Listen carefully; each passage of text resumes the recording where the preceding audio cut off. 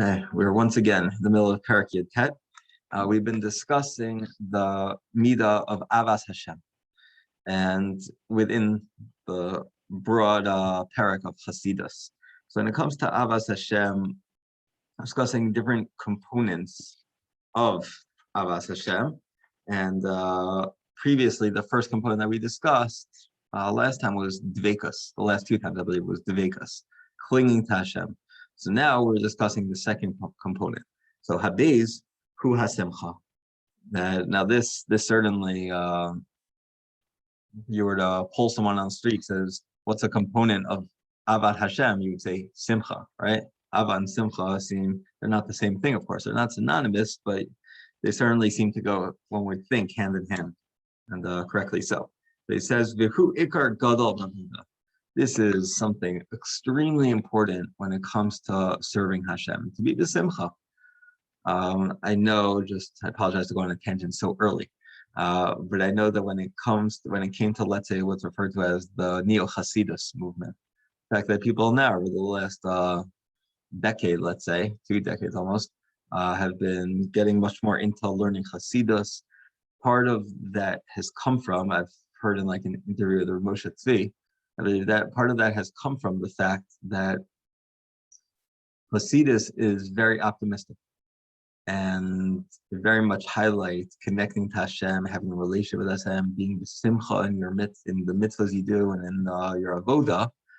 And if it wasn't for that, then, and when we see that with lacking that, many people unfortunately leave Judaism. Because it comes to a point where you could only do mitzvos and sacrifice. Obviously, keeping the Torah mitzvos is a tremendous sacrifice, keeping the whole package. So you could only sacrifice so much when it means something to you, when there's a fervor, a vibrancy about it, and when it's just, I'm gonna burn if I don't do it, and it's just that. So, or you might not even think of that, but it's just, this is what I do. But I'm not into it. I don't know. I don't have to daven. Or I do this mitzvah because that's what I have to do. But there's no connection, there's no relationship, there's no simcha involved, then it is very difficult to hold on to throughout different stages of a person's life. It says this simcha is an extremely important component in one's avodas Hashem. Humashe David Masir ve'omer. There's what David warned us and says, Ibdu es Hashem besimcha, full of fun of Bernona, famous song. If that's Hashem b'simcha, right? Serve Hashem b'simcha. Approach Hashem with song. The Omer and Dono says, "But tzaddikim yismechu ya'altu lefnei Elokim v'asisu b'simcha." That the tzaddikim will be glad, they'll exalt before Hashem, and they'll rejoice with gladness. The Amar Rabbi Sneir Zachron LeBracha, the Gemara says in Shabbos, Daf Lamed Amud Beis, Ein hashchina shora el mitoch simcha shel mitzvah. What was something wild, that the Shekhinah of Hashem only dwells when there's simcha of a mitzvah. Meaning, one would think, where does the Shekhinah dwell? When someone performs a mitzvah. Here, someone doing the will of Hashem, you would think that's where the Shekhinah should be. So no, you need an additional component. You need the simcha of the mitzvah in order for the Shekhinah to rest there. The pasuk says, the pasuk that we mentioned earlier, Ibdu es Hashem b'simcha, Amar b'midrash. The midrash says, Amar Rabbi Ayvu, Shetiya omid l'spal. When I'm ready to stand, when I stand up to daven, Hey libcha sameach alecha. My heart is filled with joy. She'ata mispalo l'kim she'in kayotebo. I'm able to pray to Hashem, to God. There's no one like Hashem. And that idea, if we were to, I just davened Mariv. I definitely didn't have the best Mariv of my life, but if even for a few moments beforehand, I think, I have the opportunity, to talk to the creator of the world, talk to Hashem, who gives me life and everyone life every day. We think about that for a few seconds, it really will transform our tefillah. Because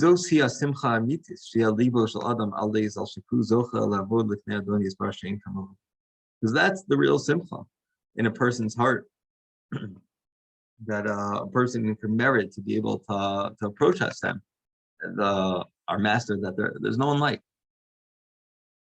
Says Kizos. Sorry. B'lasok b'torasa b'tosov shema shlimus hamiti. Okay.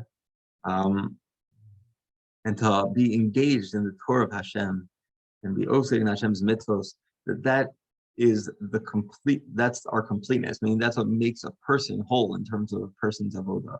To learn Torah, to do the mitzvos, do the simcha, ayikar hanitzli. That's a precious thing that keeps us eternal. The Jewish people and ourselves, this is, or maybe it might be referring to not just keeps us eternal, but connects us to something that is eternal. Connects to maybe Hashem that's eternal. Or connects us to our star for this that goes on, that is eternal. The Amar Shlomo b'Mishal HaChachma, and Shlomo Melech says, Mashcheni acharecha nirutza heviani amelech adarav nagila v'nismacha bach. He says, draw me closer, Hashem, and we're gonna run after you. Bring me into your chamber, your room, and I'll be even more joy. Right? Think about, let's say, I remember in 2005, I went to England. First and only time I was in England, and I was there for approximately like 5 hours, 6 hours. Yeah, my brother and I deliberately scheduled a stopover there. It was my first time ever in Israel. We went to England on the way there and France on the way back. Or it was France on the way there, England on the way back. It was one of those. And so I remember going to Buckingham Palace, and it's a pretty extraordinary thing to see. It's a huge palace, the royal family is inside. And you feel a certain closeness when you're there. But imagine the gates opening. Imagine if I get invited in. I go in, I knock on the door, and I'm there. I'm at the door of the palace, and I walk in, and I go into the hallway. I get into this huge room where the queen is sitting, right? The closer you get, the more dear and excited you are. So over here, Shlomo Melech is discussing how we ask Hashem to draw us in, to go into the room, to get into the palace with Hashem. And one idea of what this is referring to, I saw, is that this is about learning Torah and performing the mitzvahs. The more a person learns, the more a person is drawn closer to Hashem, right? The more we're able to understand Hashem. In order for us to understand Hashem wrote the Torah and gives these laws and these ideas. And that's Hashem's representation of himself in the world for us to understand him. And for us to understand what Hashem wants of us, wants of the world. And for us to engage in that and is to be closer and closer to him, to have a certain intimacy with Hashem. This also could be why it is usher for a person to teach a non-Jew Torah Sheba'al Peh. The non-Jew wants the right Torah Sheba'al Peh. Okay, they have the Bible. The Torah Sheba'al Peh, it was deliberately Ba'al Peh. When I speak to my students about it, I explain it's like a secret, right? You can't write it down. You tell it over from person to person. Be careful, right? So it's something that's precious for the Jewish people because we're a level beyond. Every person, every human should be connected to Hashem, but the Jewish people even more so. So continuing on, so he says here, Ki kol masha zocha adam likanes yoser l'fnim b'chadre yedias k'dlas ha'isparach. Because the more a person is able to enter into the rooms, further and further, getting closer and closer to HaKadosh Baruch Hu, into the palace. So there you're going to have a greater understanding of the greatness of Hashem. Yoser tigdal bo hasimcha v'yad libo saspek yirbo. The more you're able to understand of Hashem, the closer and closer you get, the greater your level of simcha will be for Hashem. Here, just a quote actually the Midrash from Shiur Shirim Rabbah in Parak Aleph Pasuk Kaf Chet. It says the king's chamber refers to the deep knowledge and recognition of his divinity. Just as one who's allowed into a king's private chamber is delights in the opportunity to be in his presence and enjoy his riches, the fact that you get called to Buckingham Palace, meet the queen. So he says, so does the chassid who's granted the opportunity to experience intimate knowledge of and closeness with Hashem through Torah study, Zila, and mitzvah performance. This experience as well. The Omer, What's the pasuk in Tehillim? Yismach Esau b'osav b'nei Tzion yargilu b'malcha. Let Bnei Israel exalt in the Maker of Hashem who made us. Let us rejoice in our King.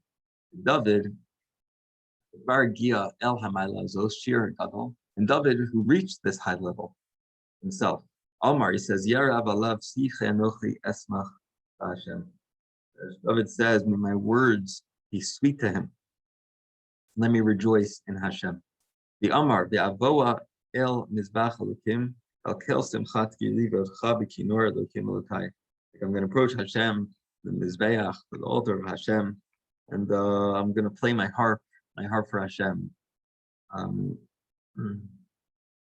The Amar, right? My lips are going to sing praises to Hashem. Ki azam Allah b'nafshi asher padisa.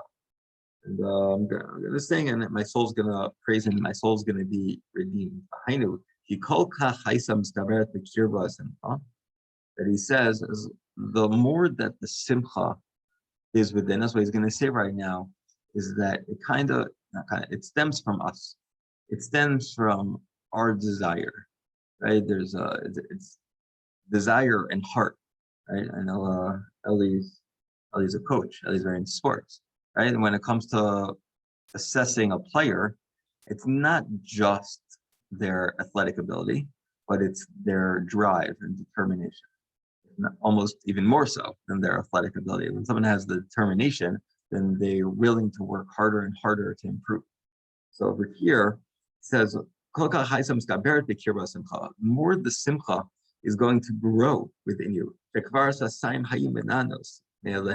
Then because the simcha is there, automatically, like that's why Dozim was saying, like your lips are going to move to praises. Like you can't stop praising Hashem. And you're constantly going to be praising Hashem.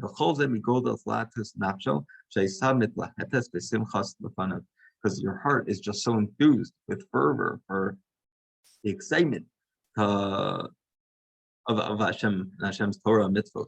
And that's the explanation of the end. That it's up to our nefesh, up to our soul to be excited and to be into it. And that then will causes a person to then carry that out, right? It starts from within, and then it goes into the physical actions that we do, that we act with simcha. Matzinu, and we find, excuse me, we find Shenisraim HaKadosh Baruch Hu Al Yisrael, and Hashem faulted Bnei Yisrael. Bnei Yisrael erred. They made a mistake. Shechisru T'nai Zeh b'avodas. They were lacking this in their avodah. Shneimar, one of the most difficult sukkim in context to understand, where it says Tach Asher Lavat Hashem L'Techa B'Simcha B'Tulid. Pasuk in Devarim says, I'll just translate the pasuk, now I'll get the context, those who don't know it. But because you didn't serve Hashem with simcha, with a joyous heart, a good heart. What's the context of that? So the Mesilat Yesharim just goes on to other stuff. This right here is the end of the most horrific sukkim in the entire Torah, which is the Tochacha in Sefer Dvarim. The Tochacha in Sefer Dvarim that Moshe gives, compared to the Tochacha that Hashem gives at the end of Sefer Vayikra, Moshe's Tochacha is much longer, and he's even more harsh. And at the end of the Tochacha, towards the end, one of the last psukim of the Tochacha, so Moshe says, you know what is going to happen? All these terrible things, all these horrific events and scenes are going to take place because you didn't serve Hashem b'simcha. Mind-boggling. One of the most difficult psukim to understand. Meaning, it implies that you're actually doing the mitzvos. You could be doing the mitzvos, you're just not doing it with the proper mentality, basically. So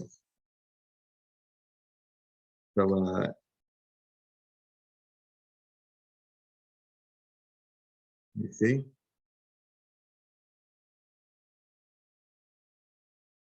Here, I mean, just on a side note, the footnote here discusses that it's that a lack of, one component of this is a lack of putting the simcha of Yeravos Hashem as the top layer level of simcha in your life.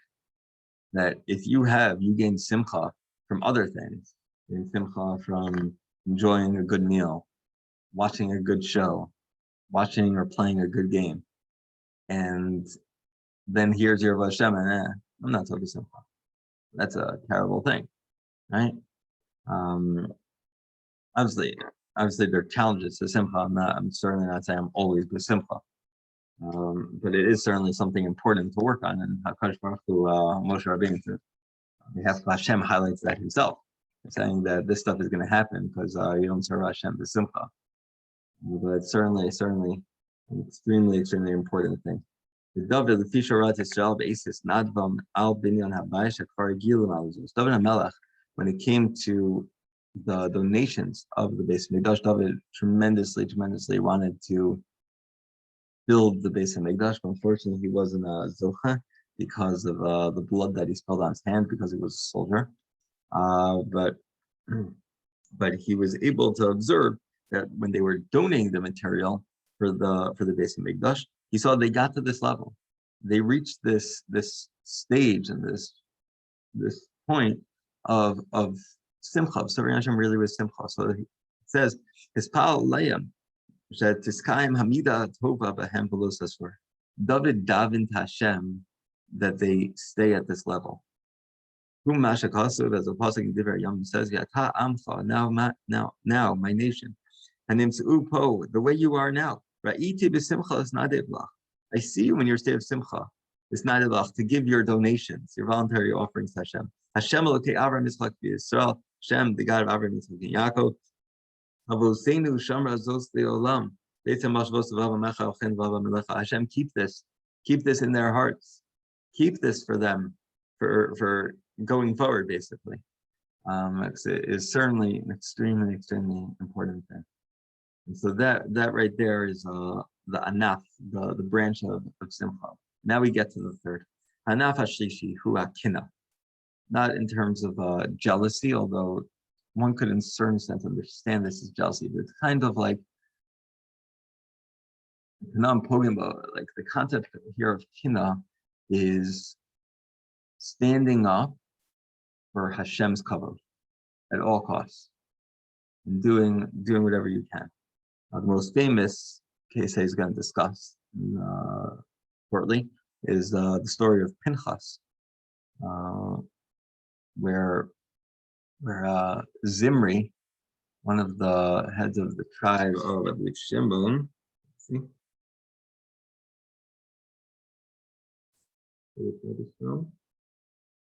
I'm not sure. I don't want to spend too much. Yeah, Zimri, who was from Shimon, from the city of Shimon, I believe not Shimon. So he slept with a woman from Midian, and many of the Bnei Yisrael were sinning with them, and he did it even in front of basically Moshe and the Zakanim. And Pinchas said, "This can't be done." And Pinchas, have a follow knife right here on the table on that, takes a spear and Mamish kills them with the spear, Zimri and the woman. And there was a plague that Hakadosh Baruch Hu was killing thousands of Jews because of what they were doing, and the plague stopped when he did that. And he was given certain rewards for what he did. And that's a concept of Kanaim Pogembo, that Pinchas stood up for the honor of Hashem and wouldn't let Hashem be disgraced because of Zimri, this quote-unquote chashuv person, do this terrible act.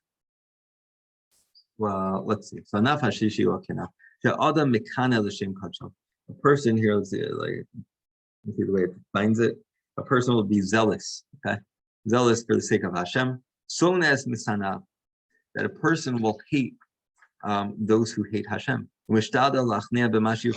And they'll do whatever they can to prevent those people from continuing their hatred. Because their goal and their objective is for the honor of Hashem and to bring kavod, greater kavod to Hashem. Right? Think about now how frustrating it is to see in the news and social media about people who are just very, very anti-Israel. And it's disturbing and hard to see people who just such hatred for the state of Israel, for the Jewish people.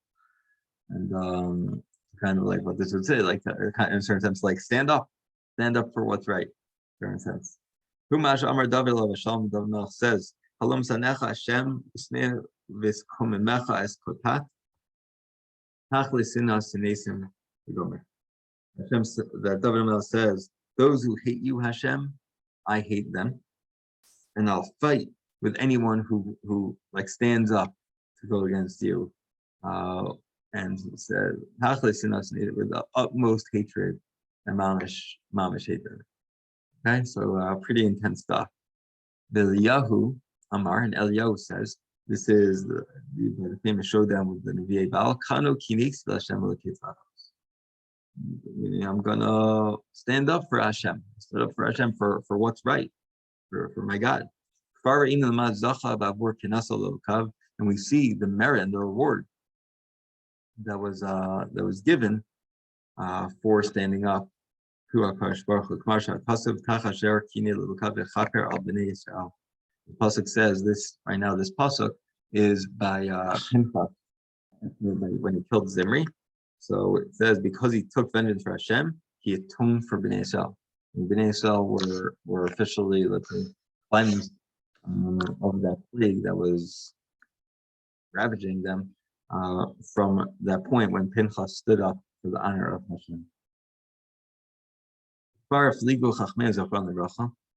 And the Chachamim spoke strongly about this. Gemara in Shabbos on Daf Nun Hey on the days. They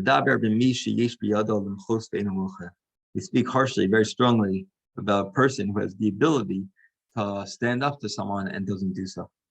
The Gazru Dino, the Tafes, the Avan Achotim Atmo.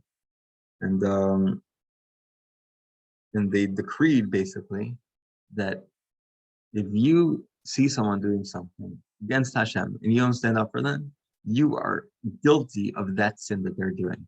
These someone being Chal Shabbos, you don't try to beat them or stop them, so then you're guilty of it.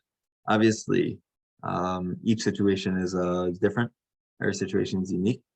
But certainly when a person is able to, I'll just say, like myself as a teacher in high school, Ellie also is a teacher here. So when you hear kids speaking bad language or kids see kids doing certain things they're not allowed to do, so as a teacher, we have a certain responsibility to tell them they have to stop, or to tell them they have to stop and get them in trouble, whatever it may be. But it's something that must be done. Midrash Icha Amru, the Midrash Icha says, that the people, the leaders, were like the deer. Why? What does the deer do? At the time when there's extreme heat, apparently they look away from each other. I think when one of them is suffering. So to the Gedolei Yisrael, they saw an Avera, and they turned their heads away.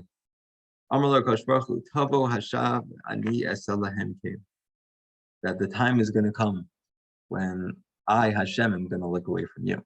You're going to want my help? I'm going to look away. Midah can I get midah? Because you looked away, I'll be looking away as well. I want to point out there's a long footnote here that discusses that this concept of standing up for the honor of HaKadosh Baruch Hu, that it has to be done, and it's only praiseworthy if it's within the prism of Avas Hashem and Kovod Shem Shemayim. So when you're standing up to someone who's doing an Avera, and you're doing it because it bothers you that Hashem's honor is being tarnished, bothers you that for the sake of Torah and Hashem, then that's a praiseworthy thing. But if a person is doing it just because they're angry, you get angry to see someone doing the wrong thing. You're breaking the rules, I'm gonna be not because of Hashem, but you're breaking the rules, whatever it may be. So to go crazy because of that, that's a bad thing. He says that when it came to Pinchas, when Pinchas killed Zimri and killed the Midianite woman that he was with, that people said and suspected, maybe he didn't have the proper intentions. And so Hashem came and Hashem testified to them. No, he did the right thing. And his heart was pure. His heart was in the right place. Um, that's just certainly a very important point when it comes to this.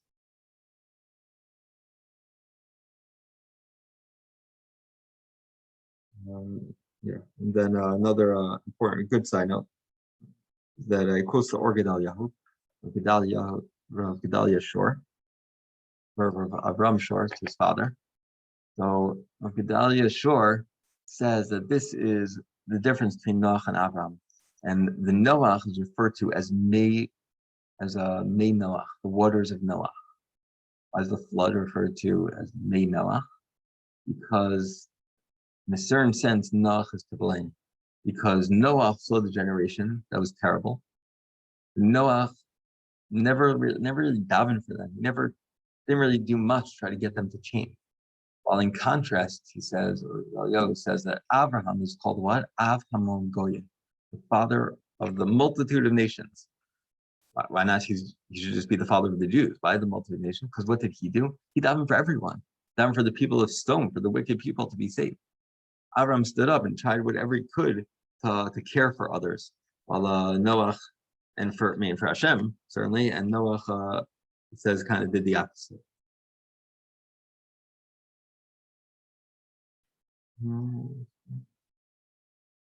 I think there's a good place to stop. I have a new paragraph. I'm not sure if yeah, there's a new paragraph I want to make here. So as Hashem will continue next.